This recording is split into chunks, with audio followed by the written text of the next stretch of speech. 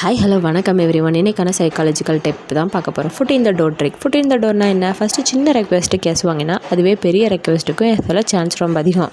Reason, brain wants to stay consistent. ஒரு வாட்டி S சொன்னால அப்போ நான் ரொம்ப ஹெல்ப்ஃபுல் பர்சனை பிரைன் திங்க் பண்ணும்.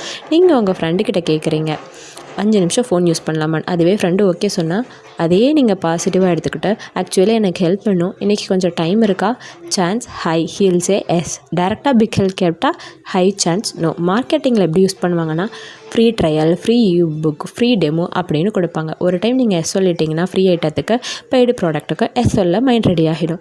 இந்த ட்ரிக்கை தான் அமேசான், நெட்ஃப்ளிக்ஸ் ஆப்ஸ் எல்லாமே யூஸ் பண்ணுறாங்க. ஃப்ரெண்ட்ஷிப் ரிலேஷன்ஷிப்பில் இந்த வீடியோக்கு லைக் பண்ணுங்கள், ஷேர் பண்ணுங்கள். கொஞ்சம் ஹெல்ப் வேணும், ஃபுல் ஹெல்ப் வேணவா, இந்த மாதிரி ஸ்டார்ட் பண்ணி கொஞ்சம் கொஞ்சமாக ட்ரஸ்ட்டை பில்ட் பண்ணுவாங்க. சேல்ஸில் எப்படி யூஸ் பண்ணுவாங்க? சேல்ஸ் பர்சன் ஃபஸ்ட்டு கேட்குற கொஷின் ஜஸ்ட் 2 minutes டைம் இருக்கான்னு கேட்பாங்க. நீங்கள் சொன்னால் ப்ராடக்ட்டை எக்ஸ்பிளைன் பண்ணி ஆஃபர் பர்ச்சேஸ்னு அது அடுத்த ஸ்டெப்புக்கு போயிடும். அதுதான் மேஜிக். இம்பார்ட்டன்ட் வார்னிங் என்னென்னா, டூ ஃபாஸ்ட்டாக பிக் ரெக்வெஸ்ட் பண்ணால் மேனிப்புலேஷனு தெரியும். ஹானஸ்ட்டாக யூஸ் பண்ணால் தான் லாங் டேர்ம் ட்ரஸ்ட் பில்ட் ஆகும். People don't say yes suddenly, they say yes step by step.